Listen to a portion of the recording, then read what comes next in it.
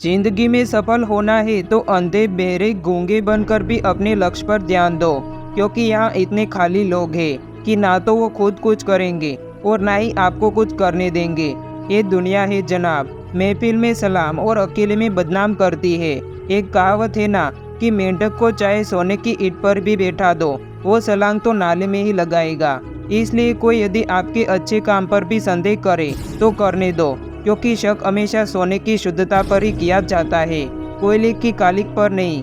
देखो, साथ देने वाले कभी आलात नहीं देखते और आलात देखने वाले कभी साथ नहीं देते। अरे हीरे को परखना है तो अंधेरे का इंतजार करो, क्योंकि धूप में तो कांच के टुकड़े भी चमकते हैं। देखो, संघर्ष की रात जितनी ज्यादा अंधेरी होगी, सफलता का सूरज उतना ही तेज चमकेगा। अगर हम चलेंगे नहीं तो गिरेंगे कैसे, और अगर गिरेंगे नहीं तो संभलेंगे कैसे। कुछ लोग सोते हुए सपने देखते हैं और कुछ लोग के सपने ही उन्हें सोने नहीं देते। जिस प्रकार तूफान की ठोस से चट्टान नहीं हिलती, उसी प्रकार बुद्धिमान लोग प्रशंसा और निंदा में प्रभावित नहीं होते। अरे तेरा खून ठंडा ना पड़ जाए, थोड़ा उबाल रखो। आगे बढ़ना है तो मन में सवाल रखो।